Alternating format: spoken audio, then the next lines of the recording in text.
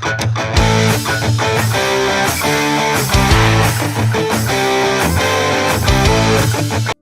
Friends, welcome to AKT talk show. आज बहुत ही इम्पोर्टेंट गेस्ट है, famous in Instagram. She is Mrs Ritika Bora. Ma'am, welcome to the show. Thank you so much for having me. ये बहुत ही ज़्यादा famous है। इनका ये एक यूनिक वे है मैसेज को हमारे बीच में पहुंचाने का। वो है, सब लोग कुछ ना कुछ बोलते रहते हैं, कुछ ऐसे स्क्रॉल करते रहते हैं डाटा। इनका एक ना व्हाइट बोर्ड मार्कर होते हैं, जिनमें मार्कर से वो लिखती है जो मैसेज हमारे तक पहुंचाना चाहती है। There is a unique way. मतलब मैंने कभी ऐसा कभी देखा नहीं, मुझे बहुत अच्छा लगा। मैं इसको फॉलो भी करता हूँ। इनको बहुत अच्छे अच्छे मैसेजेस देते हैं इंस्टाग्राम में, वेरी वेरी पॉपुलर। मैम, सबसे पहला क्वेश्चन मेरा ये होगा कि आपका ये जो फिटनेस जर्नी है, क्या आप बचपन से ही करती थी या अचानक किसी ने इंस्पिरेशन किया या मोटिवेट किया, ऐसा कुछ है आपकी जिंदगी में? नहीं, बचपन से मैं फिटनेस नहीं करती थी। एक्चुअली स्कूल के दिनों में तो मैं स्पोर्ट्स भी नहीं खेलती थी। मैं एक्चुअली बहुत वीक थी, बहुत स्किनी थी। और मतलब इस हद तक वीक थी कि मैं 500 मीटर भी नहीं चल पाती थी। और इंजीनियरिंग किया। इंजीनियरिंग के बाद नौकरी शुरू की। तो मैं अमेज़न में जॉब कर रही थी उस टाइम पे। और होता है ना कि बहुत आईटी जॉब में ऐसा ही होता है, बहुत वर्क प्रेशर होता है। और आप पूरा दिन मेहनत करने के बाद शाम को दो कलीग्स के साथ बियर पीने जाते हो। तो ऐसा ही था, मैं बियर पीने जाती थी। और मतलब जब आप बियर पीते हो ना, तो आपको जो वो बियर बेली आता है, तो मुझे भी वो आने लगा। और बचपन से ही मैं बहुत पतली थी, लाइक बहुत स्किनी थी। तो मुझे लगा कि अरे अभी तो पेट आ रहा है, so I should definitely go to the gym and start working out. और फिर मैं जिम जाने लगी। और वही हुआ ना, जब मैंने जिम जाना शुरू किया, मैं कन्वेंशनल जिम में शुरू किया था। जो ट्रेनर थे वहाँ के, वो क्या करते थे, हमेशा बोलते थे कि आप 20 मिनट ट्रेडमिल में भागो, और फिर उतरने के बाद मुझे बोलते थे क्रंचेस मार लो, 20 क्रंचेस मारो, 3 सेट। ऐसा रोज वही करते थे। और मुझे लगा यार, रोज यू एक ही वर्कआउट क्यों करा रहे हैं। तो वो बोलते थे बाकी वो डंबल शंबल वो सब लड़कों के लिए है, आप बस यही करो। तो मैंने वो एक क्रिस गेथिन बोल के एक फिटनेस ट्रेनर है, उनका एक ट्रांसफॉर्मेशन प्रोग्राम है यूट्यूब में। तो मैंने वो निकाला, bodybuilding.com में भी है, मैंने वो निकाला। और मुझे कुछ भी नहीं आता था, बाइसेप कर्ल क्या होता है, ट्राइसेप डिप क्या होता है, मुझे कुछ भी नहीं पता था। मैं बस ट्रेनर को जाती थी और बोलती थी कि मुझे ये एक्सरसाइजेज आज करने हैं, आप बोलो आप कैसे करने हैं, मुझे बस दिखा दो, आपको कुछ और जरूरी नहीं है। तो मैंने वो प्रॉपर 3 महीने का ट्रांसफॉर्मेशन किया। और मुझे मतलब वेट लिफ्टिंग का उस टाइम पे शौक लग गया।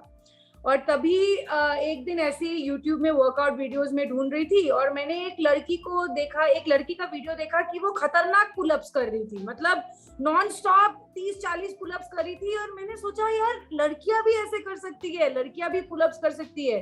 और मैं गूगल करने लग गई कि वो क्रॉसफिट था, मैंने गूगल करने लग गई कि कहाँ ऐसा होता है हैदराबाद में, क्रॉसफिट जिम कहाँ है। उस टाइम पे एक ही क्रॉसफिट जिम था। मैं नेक्स्ट डे उधर चली गई, और फिर I got hook to it. मतलब मैंने कुछ महीने उधर वर्कआउट किया। उसके बाद मैं थोड़ी ज्यादा अच्छी थी, मतलब स्किल को कैप्चर करने के लिए, क्योंकि क्रॉसफिट में बहुत सारे डिफरेंट एक्सरसाइजेस और मूवमेंट्स है। सीखने में लोगों को टाइम लगता है, और मैं जल्दी पकड़ लेती थी। तो उन्होंने मुझे एज एन इंटर्न रख लिया।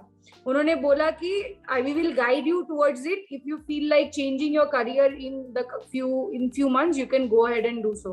तो मैं इंटर्न बन गई। और फिर 8-10 महीने उसके बाद मैंने अपना जॉब छोड़ दिया, क्रॉसफिट सर्टिफिकेशन कर लिया, और मैं शिफ्ट हो गई CrossFit, as a CrossFit trainer अपना करियर शुरू किया। फिर दिस वाज इन 2015। मैम, आपके वीडियोस मैंने देखे हैं। आपने मतलब मैं भी पुल अप करता हूँ, लेकिन आप जैसा मैं कर नहीं सकता, क्योंकि मतलब आपको मैंने देखा हुआ है पुल अप करते हुए। तो ऐसे ऐसे स्ट्रेंथ कहाँ से आ जाते हैं आपके पास? पहले तो मुझे मतलब बहुत ही मैं वीक थी। कंसिस्टेंसी, एज इन अगर आप एक चीज रोज प्रैक्टिस करोगे तो धीरे धीरे आपका स्ट्रेंथ बढ़ेगा। बोथ स्ट्रेंथ और एंड्योरेंस दो ऐसी चीज है जिस लाइक अगर आप छोड़ दोगे, अगर आप अभी मैं करना छोड़ दूंगी तो मेरा भी कम हो जाएगा। वो ऐसा नहीं है कि एक बार आपने स्ट्रेंथ गेन कर लिया तो हमेशा लाइफ टाइम के लिए रह जाएगा, ऐसा नहीं है।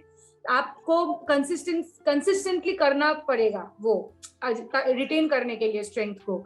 तो मैंने जब शुरू किया 2015 में, मुझे 2 साल लगे एक पुलअप आने में। मैं जो ड्रिल्स होते थे वे रोज करती थी और 2017 में जाके मुझे एक पुलअप आया। तो मैंने काफी मेहनत की है to build that strength and that endurance which I have now. Ma'am आपका डेली रूटीन क्या रहता है, क्योंकि आपको फैमिली है, फैमिली को भी देखना है, फिर ये सब काम भी आपको करना है फिटनेस के लिए, आपको फिट रखने के लिए, हम लोगों को फिट रखने के लिए आप बहुत कुछ डिस्प्ले करते हैं, वीडियोस बनाते हैं, इंस्टाग्राम में डालती हैं, तो टाइम कैसे मैनेज कर पाती है? तो मैं क्या करती हूँ, जो वीडियोस होते हैं वो मैं सैटरडे और संडे को शूट करती हूँ, क्योंकि मंडे टू फ्राइडे मुझे टाइम नहीं मिलता मेरे काम की वजह से।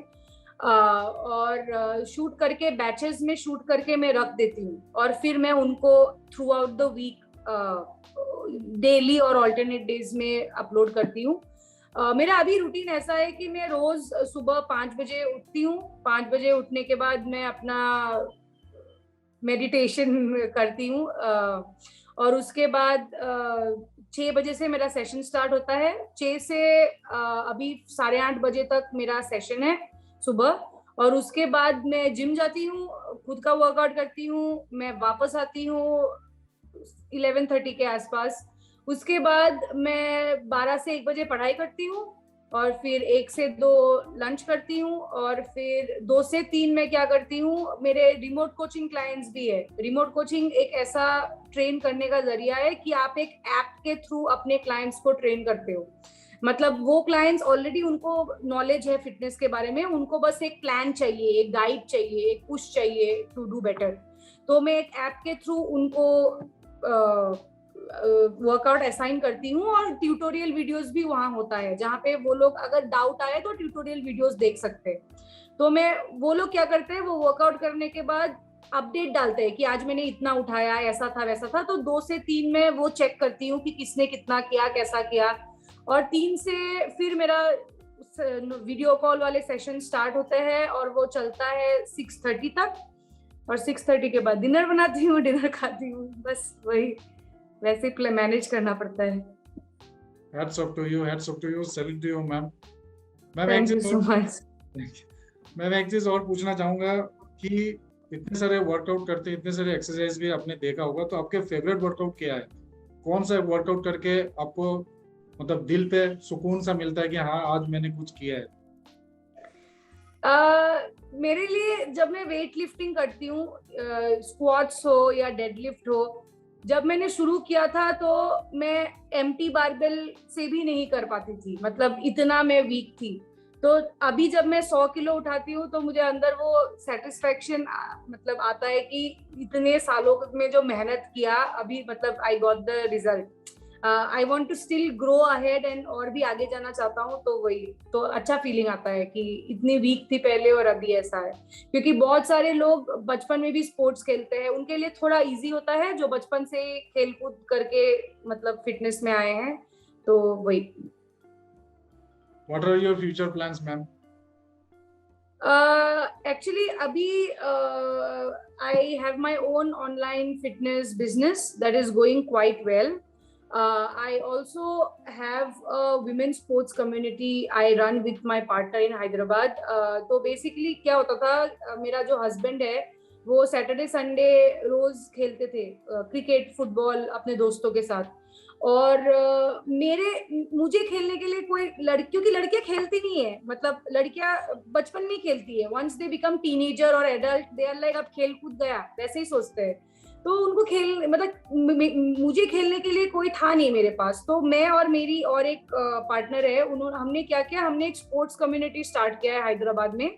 तो अब हम क्या करते हैं, रोज सैटरडे हम सब मिलके फुटबॉल खेलते हैं। तो हमें किसी को भी था नहीं मतलब आइडिया था नहीं कैसे फुटबॉल खेलना है। तो हमने एक कोच हायर किया है, मतलब 25-30 लड़कियां आते हैं, हम कोच सिखाते हैं, पहले ड्रिल्स कराते हैं और फिर हम मैच खेलते हैं। तो उनको मतलब ये बहुत अच्छा चल रहा है अभी। बहुत सारी लड़कियां, irrespective of the age, it does not matter whether you are an 18-year-old or you are a 45-year-old woman, doesn't matter, anybody can come and play with us।